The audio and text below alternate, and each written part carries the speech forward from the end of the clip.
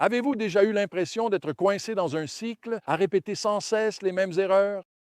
Aujourd'hui, nous allons examiner le livre des Juges, plus précisément les chapitres 3 à 5, où l'on voit Israël pris dans un schéma récurrent de péché, de souffrance, de supplication et de délivrance. Ce passage révèle une vérité cruciale.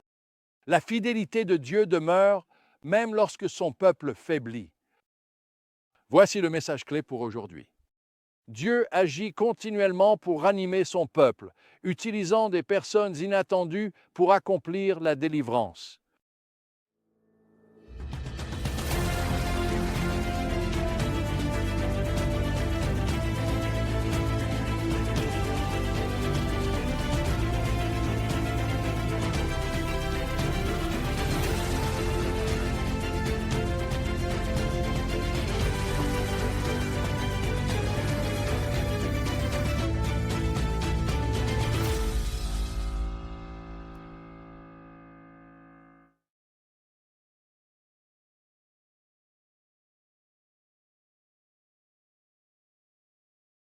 En ouvrant les chapitres 3 à 7 des Juges, nous découvrons une déclaration saisissante. Les Israélites firent ce qui est mal aux yeux du Seigneur. Ils oublièrent le Seigneur, leur Dieu, et servirent les Baals et les Ashéras. Cela a posé les bases d'un cycle qui se répétera tout au long du livre des Juges. Ce cycle se déroule en 4 étapes. Premièrement, péché. Le peuple se détourne de Dieu et adore des idoles. Deuxièmement, la souffrance. Dieu permet l'oppression étrangère en conséquence. Troisièmement, supplication. Le peuple crie à Dieu pour de l'aide. Et quatrièmement, le salut. Dieu suscite un juge pour les délivrer. Nous voyons ce schéma se répéter avec chacun des 4 premiers juges, Othniel, Éhud, Shamgar et Déborah. Regardons brièvement chacun d'eux. Othniel, le neveu de Caleb, devient le premier juge à délivrer Israël de Cushan Rishataïm d'Aram.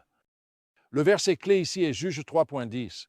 L'Esprit du Seigneur vint sur lui, de sorte qu'il devint en effet le juge d'Israël et partit en guerre. Éhud, un benjamite gaucher qui utilise cette particularité pour assassiner le roi oppresseur, Églon de Moab. Sa stratégie ingénieuse nous rappelle que Dieu peut utiliser nos caractéristiques uniques pour accomplir ses desseins. Shamgar, en un seul verset, nous découvrons ce juge, qui a abattu 600 Philistins avec un aiguillon à bœuf. Cela souligne que Dieu peut utiliser des moyens inattendus et des moments brefs pour accomplir de grandes victoires.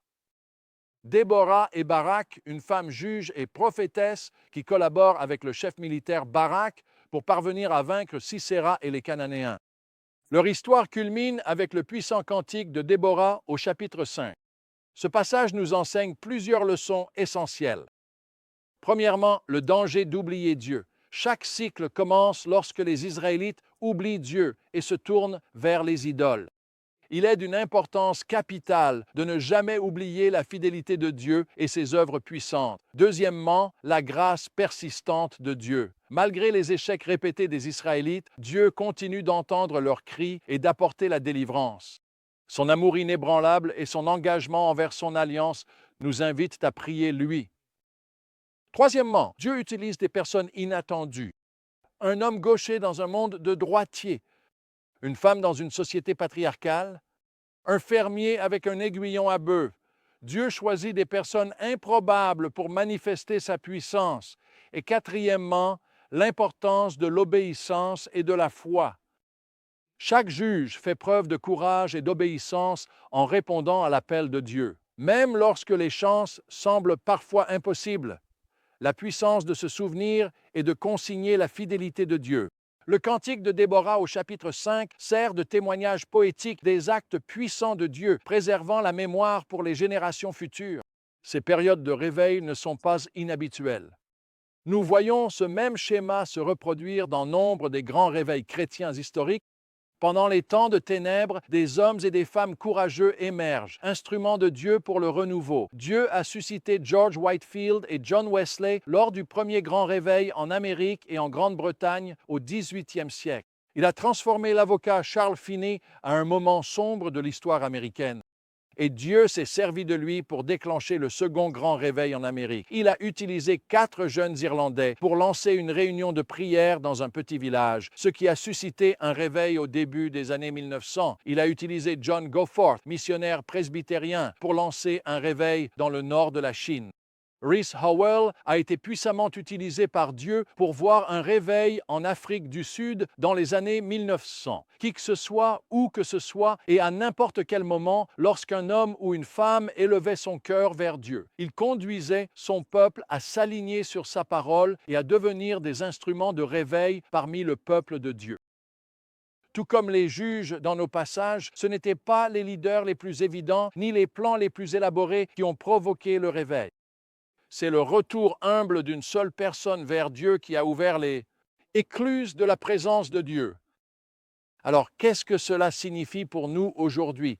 Comment pouvons-nous appliquer ces vérités à nos vies? Soyez vigilants contre l'oubli spirituel. Rappelez-vous régulièrement et racontez la fidélité de Dieu dans votre vie et dans les Écritures. Ne pensez jamais que vous êtes trop loin pour la grâce de Dieu.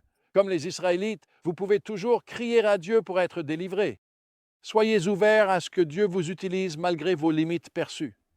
Souvenez-vous de la main gauche d'Éhud, du aiguillon à bœuf de Shamgar et du leadership de Déborah dans une société dominée par les hommes. Cultivez l'obéissance et la foi. Soyez prêts à répondre lorsque Dieu vous appelle, même si la tâche semble intimidante. Consignez et partagez des histoires de la fidélité de Dieu. À l'image du cantique de Déborah, créez vos propres chants de souvenirs. En conclusion, je veux vous lancer un défi. Où devez-vous briser un cycle de péché ou de complaisance? De quelle manière Dieu pourrait-il vous appeler à être un instrument inattendu de sa délivrance pour les autres? Rappelez-vous, le Dieu qui a suscité des juges pour Israël est exactement le même Dieu qui agit en toi et en moi aujourd'hui. Il est vraiment fidèle. Lorsque nous faiblissons, il peut utiliser n'importe qui, y compris toi, pour accomplir ses desseins. Vas-tu, comme les juges d'Israël, répondre à l'appel de Dieu avec courage et avec obéissance? Le chemin peut parfois être difficile, mais avec Dieu, des victoires inattendues t'attendent, alors sois confiant.